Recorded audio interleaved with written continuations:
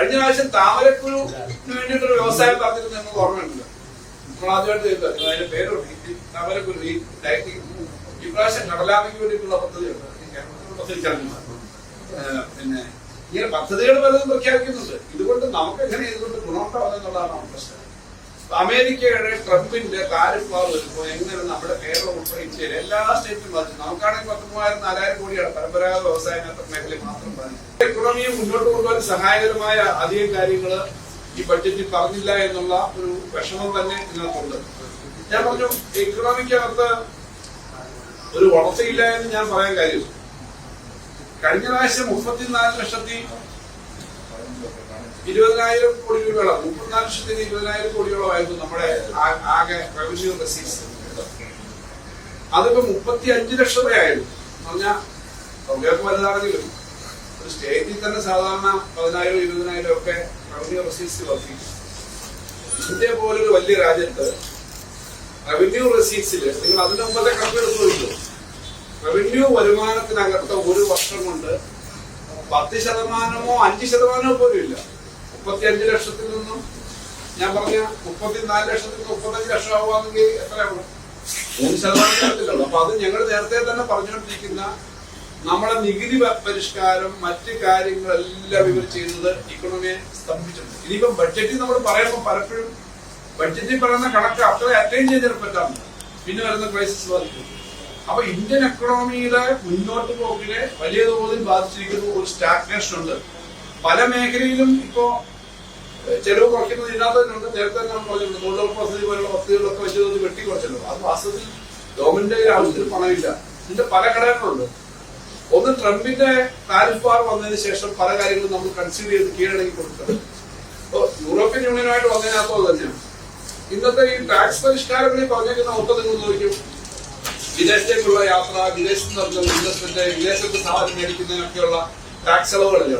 എന്തുകൊണ്ടാണ് share market ഒറ്റയടിക്ക് താഴോട്ട് പോയത്? ഷെയർ മാർക്കറ്റ് പലപ്പോഴും എക്കണോമിയിൽ ഡയറക്റ്റ് ബന്ധപ്പെട്ടൊന്നുമല്ല, അത് ചലനം വരുന്ന കാര്യം ശരിയാണ്. പക്ഷെ വാസ്തവത്തിൽ അങ്ങനൊരു ബേസിക് ആയിട്ടുള്ള കൂടുതൽ കാര്യം വരുന്നതിന് വേണ്ടിയിട്ടുള്ള കാര്യങ്ങൾ വന്നിട്ടുണ്ട്. വിദേശ യാത്ര കുറഞ്ഞ ചെലവില്, പിന്നെ വിദേശത്ത് പ്രവാസി നിക്ഷേപത്തിന്റെ കാര്യത്തിലല്ല, പൊതുവില് അങ്ങനെയുള്ള കാര്യങ്ങൾ എനിക്ക് പറഞ്ഞു. അപ്പൊ ഇങ്ങനെ സാമ്പത്തിക രംഗത്ത് ഒരു ഇത്രയും ക്രൈസിസ് വരുമ്പോ അതിന് പരിഹരിക്കാനില്ല. ഞാനത് ഒരു കാര്യം കൂടി പറയാം. GSTയുടെ കാര്യത്തിനകത്ത് ഒരു റീഓർഗനൈസേഷൻ കൊണ്ടുവന്നു, റീസ്ട്രക്ചറിംഗ് ഓഫ് റേറ്റ്സ്. കഴിഞ്ഞ മാസം തൊട്ട് മുമ്പത്തെ മാസം കിട്ടിയ 2,30,000 കോടിയിൽ നിന്നും 1,70,000 കോടിയിലേക്ക് ഒറ്റ മാസത്തെ വരുമാനം GST കുറഞ്ഞു. ഇങ്ങനെ കുറെ പണമാണ് ആകെ ഇന്ത്യയിലാകെ ഒരു പ്രശ്നം സെൻട്രൽ ഗവൺമെന്റ് കണക്കാണ്. അപ്പൊ എല്ലാ സ്റ്റേറ്റിനെയും ബാധിക്കുന്ന തരത്തിലേക്ക് അത് വന്നിട്ടുണ്ട്. അപ്പൊ അത് പരിഹരിക്കാനുള്ള ഒരു കാര്യവും ഈ ബഡ്ജറ്റിൽ ഇല്ല. ഭാവിയില് നമ്മുടെ എക്കണോമിയെ ബാധിക്കുന്ന തരത്തിൽ തന്നെയാണെന്നുള്ളതാണ് ജനറലായിട്ട് എനിക്ക് പറയാനുള്ള ഒബ്സർവേഷൻ. പിന്നീട് അതുപോലെ തന്നെ എടുത്ത് ഓരോ മേഖല നോക്കിയാല് ഈ ഇതിന്റെ പ്രയോറിറ്റീസ് മനസ്സിലാവും. ഈ പ്രയോറിറ്റീസിനകത്ത് എടുത്തേക്കുന്ന വിഷയങ്ങളില് നമ്മുടെ ഓരോ മേഖല എടുത്താൽ വളം സബ്സിഡി 1,76,000 പ്രസന്റ് ഇയറിലെ റിവേഴ്സ് എസ്റ്റിമേറ്റ്. പക്ഷെ അടുത്ത വർഷത്തേക്ക് വെച്ചേക്കുന്നത് 1,70,000 വളം സബ്സിഡി മാത്രം. ആ ഒരു മെയിൻ ഹെഡി മാത്രമാണ്. ഭക്ഷ്യ മേഖലയില് ഒരു 2,21,000 ഇപ്പോഴത്തെ റിവേഴ്സ്ഡ് ആയിട്ടുള്ള സബ്സിഡി ഇപ്പൊ വെച്ചേക്കുന്നത്. അത് 2,27,000. സാധാരണ ഏത് സബ്സിഡി അപ്പൊ ഇൻക്രീസ് ചെയ്യില്ലാതെ കുറവോട്ട് വരുമോ? കുറവോട്ട് വരത്തില്ലല്ലോ. പെട്രോളിയം സബ്സിഡി അതെനിക്ക് തോന്നുന്ന സബ്സിഡി ഈ പമ്പിങ്ങിനും മറ്റൊക്കെ കൊടുക്കുന്ന കാർഷിക മേഖലയിലൊന്നും അത് 15,000 കോടി ഇപ്പോൾ ഉള്ളത് 12,000 കോടിയായി കുറഞ്ഞു, 3,000 കോടി കുറഞ്ഞു. കാർഷിക മേഖലയായി ബന്ധപ്പെട്ടിട്ടെടുത്താലും ആരോഗ്യ മേഖല എടുത്താലും ഇതേ പ്രശ്നം തന്നെയാണ്. ഞാൻ അതിനകത്തൊന്നും ഒരു ഇൻക്രീസ് ഇല്ല. ഇപ്പൊ ആരോഗ്യ മേഖല 98,313 കോടിയുള്ളത് 94,000 കോടി ചെലവാക്കുന്നുണ്ട്. ഇപ്പോഴും വലിയ പ്രശ്നമായിട്ടുണ്ട്. ഗ്രാമീണ വികസനത്തിൽ 2,65,817 കോടി ഉണ്ടായിരുന്നത് 2,12,000 കോടിയാണ് ചെലവഴിച്ചത്. അത് ചെലവഴിച്ചിട്ടില്ല എന്നുള്ളതാണ് എംഎൻആർജിയൊക്കെ വരുന്നതാണ്. ഇപ്പോഴും അതേ പ്രവണത തന്നെയാണ്. ശാസ്ത്ര സാങ്കേതിക മേഖല വലിയ വർധനയില്ല. ദുരന്ത നിവാരണ മേഖലയില് അത് പ്രധാനപ്പെട്ട കാര്യമാണ്. ദുരന്ത നിവാരണം നമ്മുടെ പല ദുരന്തങ്ങളും ഉണ്ടാവുമ്പോൾ 24,257 കോടിയായിരുന്നു റിവേഴ്സ് എസ്റ്റിമേറ്റ്. സാധാരണഗതിയിൽ കൂട്ടിയാണ് വെക്കേണ്ടത്. അത് 22,574 കോടിയാണ് കുറയുകയാണ്. SSK നമുക്ക് ധാരാളം ചർച്ച ചെയ്യുന്ന സ്കൂൾ വിദ്യാഭ്യാസ 41,250 കോടിയായിരുന്നു. അത് 38,000 കൊടുത്തുള്ളൂ. അതിലും ഇൻക്രീസ് ഇല്ല. ഏറ്റവും വലിയ തട്ടിപ്പും നമ്മുടെ നാട്ടിലെ ജനങ്ങളെ ബാധിച്ച പ്രശ്നം ജലജീവൻ മിഷനുമായി ബന്ധപ്പെട്ട കണക്കുകളാണ്. ജലജീവൻ മിഷൻ നമ്മള് 40,000 കോടിയുടെ വർക്കാണ്. കരാർ എന്താന്ന് വെച്ച് കഴിഞ്ഞാൽ 50% കേന്ദ്രം, 50% സംസ്ഥാനം. നമ്മൾ 1000 കോടി ചെലവാക്കുമ്പോൾ അവർ 1000 കോടി തരും. ഇപ്പൊ നമ്മൾ കൂടുതൽ ചെലവാക്കിയപ്പോ നമുക്ക് കിട്ടാനുള്ളത് തന്നെ കുറെ ഏർപ്പെടാം. എന്നിട്ട് ഇപ്പൊ ഒരു പണം തരുന്നില്ല. കഴിഞ്ഞ ബഡ്ജറ്റിൽ പ്രഖ്യാപിച്ചു ജലജീവൻ മിഷൻ തുടരും. ഈ വർഷം ഒന്നും ചെയ്യുന്നില്ല. നമ്മളിപ്പോ 5,000 കോടി രൂപ, വലിയ തുകയാണ് എടുക്കേണ്ടി വന്നത്. കോൺട്രാക്ടർമാർ പണി ചെയ്തിട്ട് പണം കൊടുക്കണം. 5,000 കോടി രൂപ എടുത്തിട്ടോ അത് കൊടുക്കാനായിട്ട് നബാർഡ് വഴി നമ്മൾ എടുത്തേക്കുക. ഇപ്പോ അന്ന് 67,000 കോടിയാണ് കഴിഞ്ഞ വർഷത്തെ ബഡ്ജറ്റ് വെച്ചത്. ഇവിടെ വലിയ ബഹളം ഉണ്ടാക്കുന്നുള്ളൂ. പല പത്രങ്ങൾ എഴുതാറുണ്ട് കോൺട്രാക്ടർമാർ കൊടുക്കുന്നില്ലാതായിരുന്ന ഏറ്റവും വലിയ തുകയുള്ള ചെലവ് വരുന്ന 67,000 കോടി അവർ ബഡ്ജറ്റ് വെച്ചു. ചെലവഴിച്ചത് 17,000 കോടി. എത്ര വലിയ തട്ടിപ്പാണ് ആ ജലജീവന്റെ കാര്യത്തിനകത്ത്. ഇനി ഏറ്റവും സീരിയസ് ആയ ഒരു പ്രശ്നം തൊഴിലുറപ്പ് പദ്ധതിയായിട്ട് ബന്ധപ്പെട്ടിട്ടുണ്ട്. തൊഴിലുറപ്പ് പദ്ധതിക്ക് കഴിഞ്ഞ വർഷം 88,000 കോടിയായിരുന്നു വെച്ചത്. ഈ വർഷം അത് 30,000 കോടി വെച്ചു.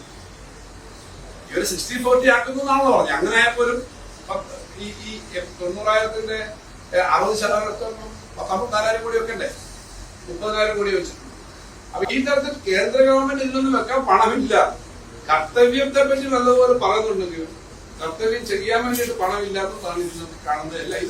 ഇതിന്റെ എഫക്ട് നമ്മളെല്ലാം വലിയ തോതിൽ ബാധിക്കുന്ന തരത്തിലുണ്ട്. ഇതിന്റെ ഭാഗമായിട്ട് എല്ലാ മേഖലകളും വരും. ഇതിന്റെ അടിസ്ഥാനത്തിൽ നോക്കുമ്പോഴാണ് കേരളത്തിന് എന്തൊക്കെ പദ്ധതി തന്നു. എല്ലാവരും ആഗ്രഹിക്കുന്നതാണ് ഒരു റെയിൽവേയുടെ കാര്യത്തിനകത്ത്, അല്ലെങ്കിൽ അതിവേഗ റെയിൽവേ മാത്രമല്ല, എയിംസിന്റെ കാര്യം നമ്മൾ പറഞ്ഞു, മറ്റേ ആയുർവേദ രംഗത്തെ കാര്യം പറഞ്ഞു. ഒരു കാര്യവും ഞാൻ കൃത്യമായി പറഞ്ഞിട്ടില്ല. എയിംസ് ഇപ്പൊ എത്രയോ എയിംസ് വന്നു. കേരളത്തിലെ എയിംസ് വന്ന് യാതൊരു അർത്ഥതയില്ല. ആയുർവേദത്തിന്റെ കാര്യത്തിനകത്ത് പറഞ്ഞു എവിടാന്ന് പറഞ്ഞിട്ടില്ല. നമ്മൾ വളരെ പ്രത്യേകതയോടുകൂടി എടുത്തു പറഞ്ഞാണ് ബിജെപി. ബിജെപിയുടെ പ്രത്യേകത കേരളത്തിന് വേണ്ടി മാത്രമൊന്നും അറിയില്ല. നമ്മൾ വലുതായിട്ട് ആ തുറമുഖം നമ്മൾ ഉണ്ടാക്കി, അത് വലുതാക്കി ഉണ്ടാക്കിയെടുത്തു. വലിയ ചെലവുണ്ടായി. ഇന്ത്യയിലെ ഏറ്റവും അഭിമാനകരമായ തുറമുഖമായി. ആ തുറമുഖത്തിൽ നിന്ന് ഇന്ത്യയിലെ മറ്റു സ്ഥലത്തേക്ക് പോകണ്ടേ. ഇന്ത്യയിലെ വേറൊരു തുറമുഖത്തിൽ ഇത്ര വലിയ കപ്പൽ എടുക്കത്തില്ല, അടുക്കാനും പോകുന്നില്ല. കാരണം എന്താ? നമ്മൾ ഉണ്ടാക്കുന്ന ആഴമാണ്. 18-20 മീറ്റർ ആഴമായിട്ട് പിരിഞ്ഞത്. അതുകൊണ്ടാണ് അത്രയും വലിയ കപ്പൽ എടുക്കുന്നത്.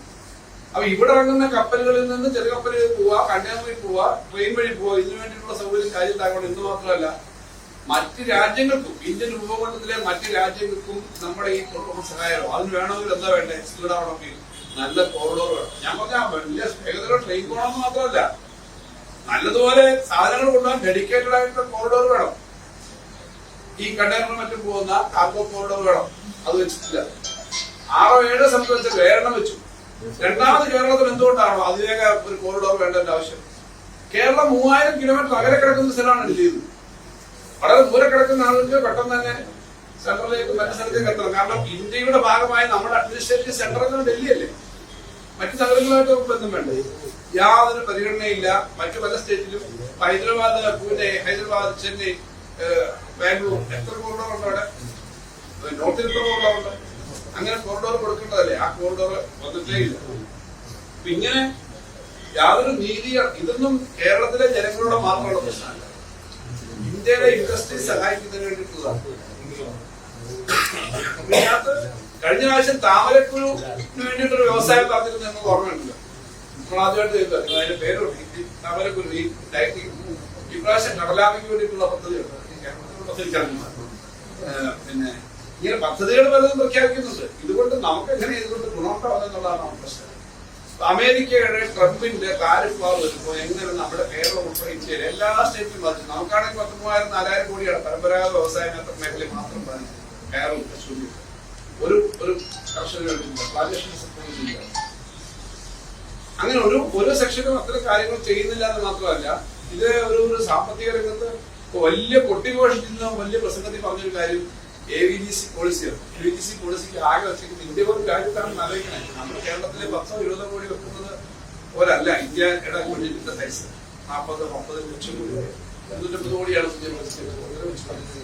അപ്പൊ ഇതാണ് പൊതുവില് അവരുടെ സമീപനം. നമ്മുടെ കടം വെട്ടി കുറയ്ക്കുക പറഞ്ഞിട്ട് കാര്യങ്ങളൊക്കെ ചെയ്യുന്നുണ്ടെങ്കിലും അതിനനുസരിച്ച് വലിയ ഗുണമുണ്ടാവുന്നില്ല എന്നുള്ളതാണ് ഇത് കാണുന്നത്, മനസ്സിലാവുന്നത് നമ്മുടെ ഈ ബഡ്ജറ്റ് സമയത്ത്. ഇത് ഈ രാജ്യത്തെ സംബന്ധിച്ച് വളരെ ദൂരവ്യാപകമായിട്ടുള്ള നെഗറ്റീവ് എഫക്ട് ഉണ്ടാക്കുന്ന ഒരു കാര്യം, ഗ്രോത്ത് ഉണ്ടാവില്ല. കാരണം റവന്യൂ കേന്ദ്ര ഗവൺമെന്റിന്റെ ഒരു സമീപനം ഇന്റർനാഷണൽ ആയിട്ടുള്ള നിർദ്ദേശങ്ങൾ അനുസരിച്ചിട്ട് കടം കുറയ്ക്കുക, ചെലവ് കുറയ്ക്കുക. ചെലവ് കുറയ്ക്കുമ്പോൾ അതിന്റെ ഫലം എന്താ? ചെലവ് കുറയ്ക്കുമ്പോൾ അതിന്റെ ഫലം നാട്ടിലെ ആളുകളുടെ പണം ഉണ്ടാവില്ല. പെമ്മിനായി മാത്രം ഞാൻ നിങ്ങളോട് പറഞ്ഞു, 88,000 കോടി രൂപ കഴിഞ്ഞ പ്രാവശ്യം വെച്ചത് ഇപ്പൊ 30,000 കോടി വെക്കുന്നുള്ളത് പറഞ്ഞു. കോടിക്കണക്കിന് ആളുകൾക്ക് കിട്ടിക്കൊണ്ടിരിക്കുന്ന 100 ദിവസത്തെ കൂലി എന്ന് പറഞ്ഞാൽ അവരുടെ ഭക്ഷണം മേടിക്കാനും അത്യാവശ്യം മരുന്ന് മേടിക്കാനും ഒക്കെ ഉള്ള കാര്യം അവർക്ക് ഈ ചെയ്തിട്ടില്ല. കേരള ഗവൺമെന്റ് നമ്മൾ ഒരു റിസ്ക് എടുത്തു. വലിയ തുകയാണ് 1000 കോടി കേരളത്തെ സംബന്ധിച്ചു നമ്മൾ വെച്ചിട്ടുണ്ട്. ഞാൻ പ്രത്യേകിച്ച് കഴിഞ്ഞ ദിവസം 1000 കോടി വെച്ചു. ഇത് എല്ലാ മേഖലയിലും ബാധിക്കും. ഇതിന്റെ ഒരു സപ്തം എല്ലാവരും ബാധിക്കുന്നതാണെന്നുള്ളതാണ് ഏറ്റവും പ്രധാന പ്രശ്നം. നമ്മള് ഇതിനകത്ത് പറഞ്ഞ നമ്മുടെ എയിംസിന്റെ കാര്യം പറഞ്ഞു ഞാൻ വന്നിട്ടില്ല. 21,000 കോടി രൂപയുടെ പ്രത്യേക പാക്കേജ് നമ്മൾ ചോദിച്ചു. അത് വേറെ കൊണ്ടല്ല, നമുക്ക് ഇത്ര വെട്ടിക്കുറച്ചൊക്കെ ചോദിച്ചതാണ്. അതിനെപ്പറ്റി ഒന്നും പറഞ്ഞിട്ടില്ല. നമുക്ക് ഈ ശബരി റെയിൽ പോലെ ഉള്ള റെയിൽവേ ചോദിച്ചു, അതിവേഗ പാത ചോദിച്ചു, അതിനെപ്പറ്റി ഒന്നും പറഞ്ഞിട്ടില്ല. അതിവേഗ പാത വീണ്ടും വരുന്നത് ഈ സാർക്ക് പറഞ്ഞു കേട്ടു, നല്ലത് ഇപ്പൊ ടി വിയിൽ അതിനെപ്പറ്റി ഒന്നും പറഞ്ഞിട്ടില്ല. നമ്മൾ ചെറിയൊരു കാര്യം ചോദിച്ചു. ഈ ആശാവർക്കേഴ്സ് അംഗൻവാടിയില്ലേ, ആശാവർക്കേഴ്സ് 12 വർഷമായി അവർക്ക് കേന്ദ്രം തീരുമാനിച്ച ആ തുക തീരുമാനിച്ചിട്ട് 1,400 രൂപയ്ക്ക് നമ്മൾ ഈ ബഡ്ജറ്റിൽ കൊടുത്തു. കഴിഞ്ഞ നവംബർ 1 കൊടുത്തു. ഈ ബഡ്ജറ്റിൽ പറഞ്ഞപ്പം എന്നോട് പല ആശാവർക്കേഴ്സും അംഗൻവാടിക്കാരെ വെച്ചിട്ട് അന്ന് ബഡ്ജറ്റിൽ പറഞ്ഞ കാര്യം തന്നെ, അന്ന് നവംബറിൽ കൊടുത്ത കാര്യം തന്നെ, അതിന് വീണ്ടും അടുത്ത വർഷത്തേക്കുള്ള പണമാണ് വെച്ചത്. ഞാൻ പറഞ്ഞല്ല, ആ പണം തരും, അതിന്റെ കൂടി ഈ പണം അഡീഷണൽ ആയിട്ട് വീണ്ടും കൂട്ടിയതാണ്. നമുക്ക് അടുത്ത വർഷം കൊടുക്കുക എന്നുള്ള ഇപ്പൊ കൊടുക്കാൻ പറ്റും. നമ്മളെങ്ങനെയാണ് കാണുന്നത് പാചകത്തൊഴിലാളികൾക്കെല്ലാം. പക്ഷെ 1 രൂപ പോലും ഉണ്ടാകും കേന്ദ്രത്തിന്റെ പദ്ധതി വന്നിട്ടില്ല. അത് 12 വർഷമായതാണ്. അതിന് ശേഷം ഒന്നും ചെയ്യുന്നില്ല എന്നുള്ളത്. പിന്നീട് നമ്മുടെ പ്രവാസികള് സ്മാർട്ട് സ്കെയില് ഇൻഡസ്ട്രീസ് ഒക്കെയുള്ള മേഖലയിലൊന്നും പറഞ്ഞിട്ടില്ല. അതിനകത്ത് ഈ പറഞ്ഞ ചില കാര്യങ്ങളില് പിന്നെ ഇപ്പൊ ഈ മിനറൽ വ്യവസായമായിട്ട് കോറിഡോറോ നമ്മൾ പറഞ്ഞ മിനറൽ കോറിഡോറോ അവർ പറഞ്ഞത് തമ്മിൽ വ്യത്യാസമുണ്ട്. നമ്മൾ പറഞ്ഞത് ഡിഫൻസ് കോറിഡോറോ മിനറൽ കോറിഡോറോ. ഡിഫൻസ് കോറിഡോർ എന്ന് പറഞ്ഞാൽ കുറെ സാധാരണ ഡിഫൻസിന് ഉണ്ടാക്കി ട്രെയിനെ കയറ്റി അയക്കുമെന്നല്ല കോറിഡോർ അർത്ഥം. സാധാരണ IT കോറിഡോർ എന്ന് പറഞ്ഞാൽ തിരുവനന്തപുരം കൊല്ലം ഒരു IT കോറിഡോറാണ് എന്ന് പറഞ്ഞാൽ അതിനർത്ഥം ആ മേഖലയിൽ കൂടുതൽ ഇൻഡസ്ട്രി ഉണ്ടാവുകയാണ്. ഇപ്പൊ ഉണ്ടാവുന്നത് കഴിഞ്ഞ കേരള ബഡ്ജറ്റിൽ പറഞ്ഞ കൊല്ലം, തിരുവനന്തപുരം, കൊട്ടാരക്കര, കണ്ണൂര്, പിന്നെ കോഴിക്കോട്, ഇങ്ങനെ ഓരോ മേഖലയിൽ പുതിയ IT പാർക്ക്, IT പോളിസി ഉണ്ടാവും, ഇൻഡസ്ട്രിയൽ പോളിസി ഉണ്ടാവും. അതുപോലെ നമുക്ക് നല്ല മിനറൽസ് ഉണ്ട്. കൽക്കരി പോലുള്ള മിനറൽസ് അല്ല, അയണോർ പോലുള്ള മിനറൽസ് അല്ല. മാഗ്നറ്റ് ഉണ്ടാക്കാൻ പറ്റുന്ന ഏറ്റവും നല്ല മിനറൽ നമ്മുടെ ചവറ തീരത്തും കേരള തീരത്തുണ്ട്. മാഗ്നറ്റ് ആണ് ലോകത്തിൽ ഇപ്പോൾ EV ഉൾപ്പെടെയുള്ള അല്ലെങ്കിൽ എല്ലാ മോഡേൺ ഡിജിറ്റൽ ഇൻഡസ്ട്രീസ് മുന്നോട്ട്. അതുണ്ടാക്കുന്ന ഒരു ഇൻഡസ്ട്രിയാണ് അവർ ഉദ്ദേശിച്ചത്. അവർ ഇവിടെ കേന്ദ്രത്തിന്റെ കഴിഞ്ഞിട്ട് ചില ചർച്ചകൾ ഡൽഹിയിൽ നിന്നും ഇവിടുന്ന് കേൾക്കുമ്പോൾ ഒരു ട്രെയിനെ കുറിച്ച് സാധനം കൊണ്ടുവന്ന അങ്ങനെ കൊണ്ടുപോകാനുള്ള സാധനം അല്ല നമ്മൾ ഉദ്ദേശിച്ചത്. നമുക്ക് വേണ്ടത് ഇവിടെ അതുമായി ബന്ധപ്പെട്ട ഇൻഡസ്ട്രി വേണം എന്നുള്ളതാണ്. കൽക്കരിയും മിനറൽസും മറ്റു മിനറൽസും കൊണ്ടുപോകുന്നതല്ല. നമ്മൾ അതേപോലുള്ള കാര്യം കേരളത്തിൽ ഇൻഡസ്ട്രി വ്യവസായം ഉണ്ടാവണം, തൊഴിലുണ്ടാവണം എന്നുള്ളത് നമ്മളെ ഉദ്ദേശിക്കുന്നത്. ഇതാണ് കേന്ദ്ര ഗവൺമെന്റിന്റെ പൊതു സമീപനം. ഇതിന്റെ ഡീറ്റെയിൽസ് എടുക്കാം. ഇത് നോക്കുമ്പോ കഴിഞ്ഞ വർഷത്തെ ബഡ്ജറ്റും ഈ വർഷമൊക്കെ നോക്കുമ്പോൾ അല്പം പോലും ചലിക്കുന്നില്ല എന്നുള്ളതാണ്. പിന്നീട് വേറൊരു പ്രധാനപ്പെട്ട കാര്യം വന്നേക്കുന്നത് ഫിനാൻസ് കമ്മീഷന്റെ റിപ്പോർട്ടാണ്. ധനകാര്യ കമ്മീഷൻ റിപ്പോർട്ട് ബേസ് ചെയ്ത് അതിന്റെ വിശദമായ കാര്യങ്ങൾ നമുക്ക് നോക്കണം. അതിനകത്ത് കഴിഞ്ഞ വർഷം നമുക്ക് ആകെ കിട്ടിയതിനേക്കാളും ജനറലി നോക്കുകയാണെങ്കിൽ പണം കുറഞ്ഞിട്ടുണ്ട്. ജനറലി നോക്കുമ്പോൾ എന്നാൽ ഗ്രാന്റിന്റെ കാര്യത്തിൽ ഈ പെർസെന്റേജിന്റെ കാര്യത്തിനകത്ത് ചെറിയൊരു ഇൻക്രീസ് ഉണ്ട്. 1.9 എന്നുള്ളത് 2.38 അത് കേരളം നല്ലപോലെ വർക്ക് ചെയ്ത് നല്ലപോലെ കാര്യങ്ങൾ കൊടുത്തതാണ്. അക്കാര്യത്തിനകത്ത് നമ്മുടെ ഒരു കളക്റ്റീവായിട്ടുള്ള ഹാർഡ് വർക്ക് കാര്യങ്ങളെല്ലാം ചെയ്തതിന്റെ കുറച്ചുകൂടി അതപ്പം നമ്മൾ ചോദിച്ച 2.7 മേളിൽ വരും. 2.7 വരും. നമ്മുടെ ഡിമാൻഡ് എല്ലാ കാര്യങ്ങളും വെച്ചിട്ടാണ്. അതെല്ലാ കാര്യം എടുത്തിട്ടില്ല. പക്ഷെ അതിനൊപ്പം അടുത്ത പ്രാവശ്യം റവന്യൂ ഡെഫിസിറ്റ് കാരണം ഉണ്ടായിരുന്നു. മനസ്സിലാക്കുമ്പോൾ റവന്യൂ ഡെഫിസിറ്റ് കാരണം ഉണ്ടായിരുന്നു കഴിഞ്ഞ വർഷം. അതുപോലെ തന്നെ തദ്ദേശ സ്വയംഭരണ സ്ഥാപനങ്ങൾ ലോക്കൽ അങ്ങനെയൊക്കെയുള്ള കുറച്ച് പണമുണ്ട്. ഈ പ്രത്യേകമാണ് സാധാരണ ഈ ദുരന്തങ്ങൾക്ക് വേണ്ടി വരുന്നത്. ഇതിലൊന്നും കാര്യമായിട്ടില്ല. അവര് FC ഗ്രാന്റ് ഇപ്പോൾ ശുപാർശ ചെയ്തു. കഴിഞ്ഞ പ്രാവശ്യം കേരളത്തിൽ കിട്ടിയ FC ഗ്രാന്റ് കേരളത്തിന്റെ കഴിഞ്ഞ ഇന്ത്യയിലെ ഫിനാൻസ് കമ്മീഷൻ കഴിഞ്ഞ പ്രാവശ്യം പ്രത്യേകത ഉണ്ടായിരുന്നു. അവർ വന്ന ആദ്യത്തെ വർഷം ഒരു ഇന്റർവ്യൂ ഒരു വർഷത്തെ കൊല്ലം വിളിച്ചു, അതിനുശേഷം 5 വർഷം. കാരണം തയ്യാറാക്കാൻ സമയമുള്ളൂ, ഒറ്റ വർഷത്തെ കൊണ്ട് കൊടുത്തു, ബാക്കി 5 വർഷം. ആദ്യത്തെ വർഷം 15,000 കോടി കേരളത്തിന് FD ഗ്രാജുവേറ്റ്. രണ്ടാമത്തെ വർഷം അതായത് 2021-22 19,000 കോടി കിട്ടി. 22-23 അത് 13,000 കോടിയായി കുറഞ്ഞു. 23-24 അത് 4,000 കോടിയായി കുറഞ്ഞു. അപ്പൊ നമുക്ക് ആ കിട്ടിയ തുക അത്രയൊരു തുക കിട്ടിയിരുന്നു, പക്ഷെ 1.9 ആയി പോയിരുന്നു. ഇപ്പൊ ആ പണം ഇല്ല. ഇന്ത്യയിലെ ഒരൊറ്റ സ്റ്റേറ്റിനും അത് കൊടുത്തില്ല. ഇപ്രാവശ്യം പണം ഇല്ല. വലിയ ഗ്യാപ്പ് വരുന്നു. രണ്ടാമത്തെ കാര്യം, കഴിഞ്ഞ പ്രാവശ്യം നമ്മുടെ ഈ ഞങ്ങള് അധികാരത്തിൽ വരുമ്പോൾ, രണ്ടാം ഗവൺമെന്റ് അധികാരത്തിൽ വരുമ്പോൾ നമ്മുടെ റവന്യൂ ഡെഫിസിറ്റ് ഗ്രാൻഡായിട്ട് കൂടാതെ ഈ GST കോമ്പൻസേഷൻ ഏകദേശം 12,000 കോടി ഉണ്ടായിരുന്നു വർഷം. അതാ 2 വർഷം കഴിഞ്ഞ് നിന്നു. ഇപ്പൊ ഞങ്ങൾ ഇത് ആവശ്യപ്പെട്ടിരുന്നു. ഞങ്ങൾ മാത്രമല്ല, കോൺഗ്രസ് ഭരിക്കുന്ന 3 സംസ്ഥാനങ്ങൾ ഉൾപ്പെടെ 8 സംസ്ഥാനങ്ങൾ ഞങ്ങൾ പ്രത്യേകമായി ചേർന്ന് കാര്യം പറഞ്ഞു. മറ്റു സംസ്ഥാനങ്ങളും BJP ഭരിക്കുന്ന സംസ്ഥാനങ്ങളും ഈ റേറ്റ് പ്രൊവിഷന്റെ ഭാഗമായിട്ട് നഷ്ടത്തെ പറ്റി പറഞ്ഞിരുന്നു. പക്ഷെ ആ മേഖലയിൽ ഒരു പണവും വെച്ചിട്ടില്ല. ചുരുക്കത്തിൽ ഇന്ത്യ ഗവൺമെന്റിന്റെ ആകെ വരുമാനത്തിൽ ഞാൻ നേരത്തെ പറഞ്ഞ പോലെ ഒരു 2-3% മാത്രമേ റവന്യൂ വർധനയുള്ളൂ എന്നുള്ളത് കഴിഞ്ഞ 10-30 കൊല്ലത്തിൽ ആദ്യമായിരിക്കും എനിക്ക് തോന്നുന്നു. 30 വർഷത്തെ കണക്ക് നോക്കിയില്ല. റവന്യൂ വരുമാനം വർദ്ധിക്കുന്നേ ഇല്ല. വർദ്ധിക്കാത്ത എന്തുകൊണ്ടാ? ഏറ്റവും പ്രധാന കാരണം കഴിഞ്ഞ GST-യുടെ റീഓർഗനൈസേഷനും, രണ്ടാമത്തെ കാര്യം ട്രംപിന്റെ അമേരിക്കയുടെ വിധേയമായി ടാക്സിന്റെ കാര്യത്തിൽ മാറ്റങ്ങൾ. അതിന്റെ ഫലം നമ്മുടെ നാട്ടിലെ ജനങ്ങളാണ് അനുഭവിക്കാൻ പോകുന്നത്. ബഡ്ജറ്റിൽ സാധാരണ ഒരു കാര്യം വെച്ചാൽ പലപ്പോഴും ബഡ്ജറ്റിൽ നമ്മൾ ഒരു 30 ലക്ഷം രൂപ വരുമാനം ഉണ്ടാവും, 35 ലക്ഷം കോടി രൂപ വരുമാനം ഉണ്ടാവും എന്ന് പറഞ്ഞാൽ അതൊരു ഹയർ എക്സ്പെക്ടേഷൻ ആവുന്നില്ല. ഫലത്തിൽ സത്യത്തിൽ അതിനകത്ത് അല്പം കുറയും. എന്ന് പറഞ്ഞാൽ ചെറിയൊരു കുറവ് വന്നു പോയാൽ ഇന്ത്യൻ എക്കോണമിയുടെ വളർച്ചയല്ല, പുറകോട്ട് പോകും ഇന്ത്യൻ എക്കോണമി. ആ ഒരു അവസ്ഥയിലേക്കാണ് ഇന്ത്യൻ എക്കോണമി എത്തിയിരിക്കുന്നത് എന്നുള്ളതാണ് ഏറ്റവും ഡേഞ്ചറസ് ആയ കാര്യം. അതുൾപ്പെടെ നോക്കുമ്പോഴാണ് ഞാനീ പറയുന്നത് എന്തുകൊണ്ടാണ് തൊഴിലുറപ്പ് പദ്ധതി ഇങ്ങനെ ഇല്ലാതാക്കിയെന്നൊക്കെയുള്ള കാര്യം മനസ്സിലാവുന്നത്. ഒറ്റയടിക്ക് അതിൽ നിന്നും അത്ര 19,000 കോടി വെട്ടിക്കുറയ്ക്കണം.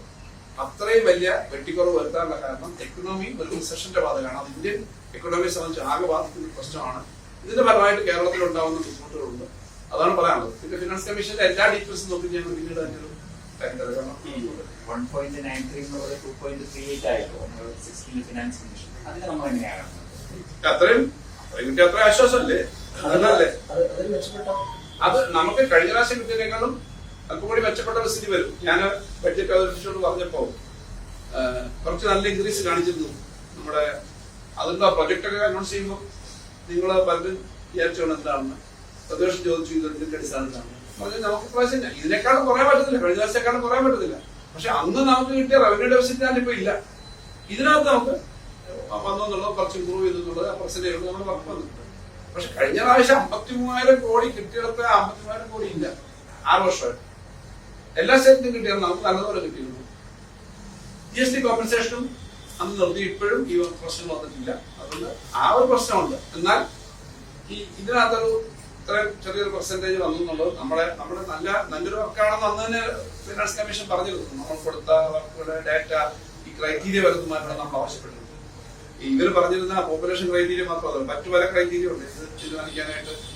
നമ്മുടെ വരുമാനം, ഞങ്ങൾ കൊടുത്ത ജിയോഗ്രാഫിക് ഇഷ്യൂ, ഫോറസ്റ്റ്, ഇങ്ങനെ ധാരാളം കാര്യങ്ങളുണ്ട്. വലിയൊരു ഡോക്യുമെന്റ് ആണ് ഇന്ന് കൊടുത്തത് വിവിധ മേഖലയിൽ ചർച്ച ചെയ്തത്. അപ്പൊ അതിനകത്ത് കുറച്ച് കാര്യങ്ങൾ അവർ എടുത്തിട്ടുണ്ട്. പക്ഷെ ആദ്യമായിട്ട് എത്രയോ കാലത്തിന് ശേഷം റവന്യൂ ഡെഫിസിറ്റ് ആയിട്ടില്ല, എത്രയോ വർഷത്തിന് ശേഷം. അതുപോലെ ഒരു സ്റ്റേറ്റിനെ മാത്രം ബാധിക്കുന്നതാണ്, മറ്റു സ്റ്റേറ്റുകളുടെ കമ്മിറ്റികളിൽ വരും. ഞങ്ങൾ ഇതിന്റെ ഡീറ്റെയിൽഡ് റിപ്പോർട്ടിന്റെ ചില പ്രധാന ഭാഗങ്ങൾ നോക്കിയിട്ടുണ്ട്. പറയും എന്തായാലും ഫിനാൻസ് കമ്മീഷൻ നമുക്ക് പ്രത്യേകിച്ച് തരാം. ഈ ചെറിയ പെർസെന്റേജ് കൂടി എന്നുള്ളത് അത്രയൊരു ഗുണമാണ്. നമ്മുടെ ആവശ്യം മീറ്റ് ചെയ്യുന്നതല്ല, ആവശ്യം മീറ്റ് ഞങ്ങൾ റവന്യൂ ഡെഫിസിറ്റ് ഗ്രാന്റിന് വേണ്ടിയിട്ട് പ്രത്യേക മെമ്മോറാണ്ടം ഇതിന് കൂടെ കൊടുത്തിരുന്നു. ഞങ്ങൾ മാത്രമല്ല എല്ലാ സ്റ്റേറ്റും കൊടുത്തിരുന്നു. അതേപോലെ മറ്റു സ്റ്റേറ്റുകളിൽ ചോദിക്കണം അവരുടെയും സ്ഥിതി. കാരണം റവന്യൂ ഡെഫിസിറ്റ് ഗ്രാന്റ് എന്തുകൊണ്ടാണ് നമുക്കിപ്പം ഞാൻ എപ്പോഴും പറയാറുണ്ടല്ലോ, നമുക്ക് കേരളത്തിന് കഴിഞ്ഞ 5 വർഷക്കാലത്തെ കാര്യമെടുത്താൽ ഞങ്ങൾക്ക് ആകെ ഔട്ട്സ്റ്റാൻഡിംഗ് ആയിട്ട് കിടക്കുന്ന ഒരൊറ്റ കടമയുണ്ട്. കടമുണ്ട് സ്റ്റേറ്റിന്, അത് ഇപ്പോഴും കണ്ടിന്യൂ ചെയ്യുന്നുണ്ടാവും. അതെന്ന് പറഞ്ഞാൽ അടിയന്തരമായി കൊടുത്തിരിക്കാനുള്ള DA കുടിശ്ശിക്കാന്ന് ഞാൻ എപ്പോഴും പറയുന്നത്. അതല്ലാതെ ഒന്നുമില്ല. അത്രയും കുറഞ്ഞ കുടിശ്ശിക മാത്രമുള്ള ഒരു സ്ഥിതിയിലേക്ക് സ്റ്റേറ്റ് വന്നു എന്നുള്ളത് വളരെ ചെറിയ ലക്ഷം കോടി കടമെടുക്കാനുള്ള സ്പേസ് തരുന്നവർക്ക് അത് വെട്ടിക്കുറച്ച് ആകെ 4,80,000 കോടിക്ക് മാത്രമേ അനുവാദം ഈ 5 വർഷം തരുന്നുള്ളൂ. അപ്പൊ ആ 1,20,000 കോടി തന്നെ കുറഞ്ഞിട്ടും ഇത്രയും കേന്ദ്രത്തിൽ നിന്നുള്ള 1.92% ഒക്കെ ആയിട്ടും നമുക്ക് അത്രയേ ഉള്ളൂ എന്ന് പറഞ്ഞാൽ ശരിയായിട്ട് അതുകൂടെ കിട്ടുകയാണെങ്കിൽ 2 ലക്ഷം കോടിയെങ്കിലും അധികമായിട്ട് കിട്ടേണ്ട സ്ഥലത്താണ് അത് കിട്ടിയില്ല. അവിടെയാണ് ആകെ 10,25,000-30,000 കോടിയുടെ ബാധ്യത ഉള്ളൂ. അതേ ഉള്ളൂ. ബാക്കി ലോങ് ടൈമിൽ നമ്മുടെ ബോറോയിങ് കുറഞ്ഞോണ്ടിരിക്കുക. ബോറോയിങ് ടോട്ടൽ GSDP-യുടെ റേറ്റിൽ നിന്ന് ബോറോയിങ് നോക്കി കുറഞ്ഞോണ്ടിരിക്കുക. അതിലാ കണക്കുകളുണ്ട്. പക്ഷെ അതിനകത്ത് ഇപ്പൊ വരുമ്പോഴും ഈ നേരത്തെ നമ്മൾ ആവശ്യപ്പെടുന്നത് നല്ല എല്ലാ കാര്യങ്ങളും വെച്ചിട്ടാണ്. ഞങ്ങൾക്ക് ഇന്ന കാര്യങ്ങളിൽ ഇന്ന കടമുണ്ട്, എല്ലാ സ്റ്റേറ്റ് കൊടുക്കും. റവന്യൂ ഡെഫിസിറ്റ് ഗ്രാന്റ് എന്ന് പറയുന്ന പ്രത്യേക ഹെഡും പ്രൊഫഷനും ഒക്കെ ഉണ്ട്. അത് കിട്ടുമെന്ന് പ്രതീക്ഷിച്ചിരുന്നു, അത് കിട്ടിയിട്ടില്ല. അതുകൊണ്ട് ആകെയുള്ള കാര്യങ്ങൾ നോക്കുമ്പോൾ എത്രത്തോളം കുറവ് വരും കൂടുതൽ വരും എന്ന് പറയാം. പക്ഷെ പിന്നെ ഈ ഒരു പ്രസിഡന്റ് കൂടിയതാണ്, അത് ചെറിയൊരു പിക്ചർ അതൊരു ചെറിയ ആശ്വാസം അതിനകത്ത് വന്നു. പക്ഷെ മറ്റിടത്ത് നിന്നും കൂട്ടി 1 വർഷം 10,000 കോടി മറ്റൊരു കുറഞ്ഞിട്ടുണ്ട്. റവന്യൂ ഡെഫിസിറ്റ് ഗ്രാന്റ് ഉണ്ടായിരുന്നെങ്കിൽ നമുക്ക് കിട്ടുമായിരുന്ന 50,000-40,000 കോടി 5 വർഷം കൊണ്ട് കുറയുമ്പോൾ 1 വർഷം എത്ര ഈ പർട്ടിക്കുലർ ഈ പെർസെന്റേജ് മാത്രം നോക്കുന്നുണ്ട്. ഇത് നമ്മൾ ആവശ്യപ്പെട്ട അല്പം കൂടെ കൂടുതൽ പെർസെന്റേജ് ആവശ്യപ്പെട്ടു. നമ്മുടെ 2.7 സംതിങ് ഉണ്ട്. അതത്രയും കർക്കഷൻ വെച്ചിട്ടാണ് നമ്മൾ കഴിഞ്ഞ പ്രാവശ്യം അത്രയ്ക്ക് വേണ്ടി തെറ്റാണ് നമ്മളോട് ചെയ്തത്. ഇന്ത്യ പുറത്തിറങ്ങിയത് അതിന് മറ്റു സ്റ്റേറ്റുകളുടെ കണക്കാണ് എടുക്കുന്നത്. ഒറീസയും കേരളവും ഒരേപോലെ ആയിരുന്നു 15 വർഷം മുമ്പ് 20 വർഷം മുമ്പ്. ഛത്തീസ്ഗഡ് ആസാമും കേരളവും നിങ്ങളെ പെർസെന്റേജ് നോക്കിയാൽ ഒറീസയ്ക്ക് ഇപ്രാവശ്യം 4.7, മറ്റു പേർക്ക് 3% വേണം. ഞാൻ ഇപ്പം സംസ്ഥാനം നോക്കുക. അപ്പൊ അവിടെ നിന്ന് വെച്ചാല് നമ്മുടെ ഇൻകം, നമ്മുടെ ആളോഹരി വരുമാനം കൂടി, നമ്മുടെ മൊത്തം ആരോഗ്യം കൂടി നമുക്ക് വരുന്നോണ്ടാണ് നമുക്ക് പറയുന്നത്. മറ്റവർക്ക് അത്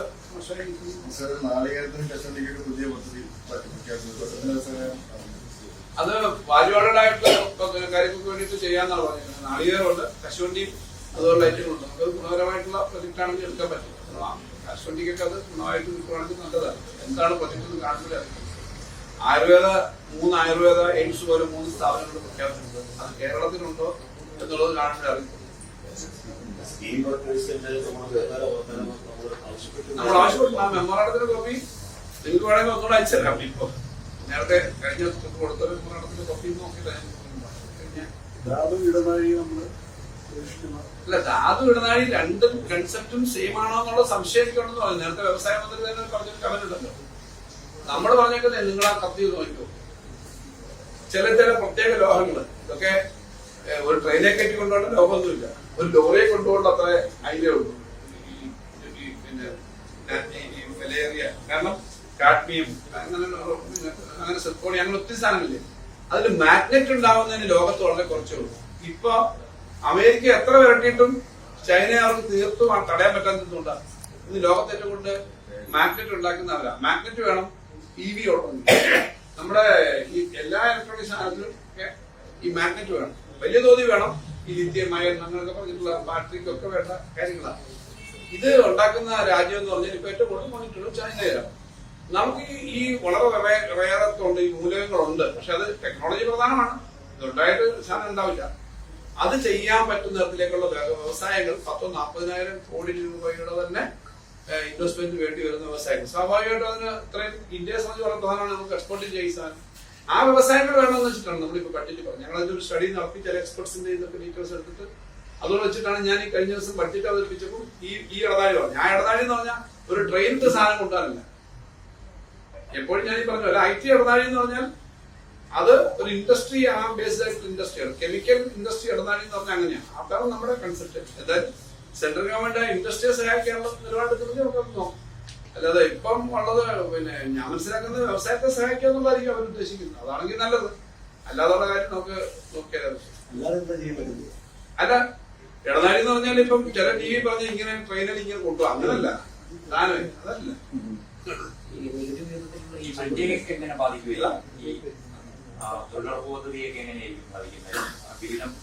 തൊഴിലുറപ്പ് പദ്ധതി വളരെ മോശമായിട്ട് ബാധിക്കുന്ന സ്ഥിതി. ഞാനിപ്പം നിങ്ങൾ ഡീറ്റെയിൽസ് നോക്കിയാൽ ഓരോന്ന് നോക്കിയുള്ളൂ. യൂറിയ ഇന്ത്യയിലെ വളത്തിന്റെ കാര്യത്തിൽ ഏറ്റവും ഡിമാൻഡാണ് യൂറിയയിൽ എത്ര പണം വെട്ടിക്കുറച്ചിരിക്കുന്നത് ഓരോന്നെടുത്ത് പറയാറ്. ഇങ്ങനെ അതിന്റെ ഡീറ്റെയിൽസ് നോക്കിയാൽ അറിയാം. അപ്പൊ ഈ ഇതുപോലെ ഓരോന്ന് വെട്ടിക്കുറച്ച് ഈ തൊഴിലുറപ്പ് പദ്ധതി ഏകദേശം ഇല്ലാതാവുമ്പോൾ സെൻട്രൽ ഗവൺമെന്റ് നയം അനുസരിച്ച് അത് ഇല്ലാതാക്കാൻ പോകുക.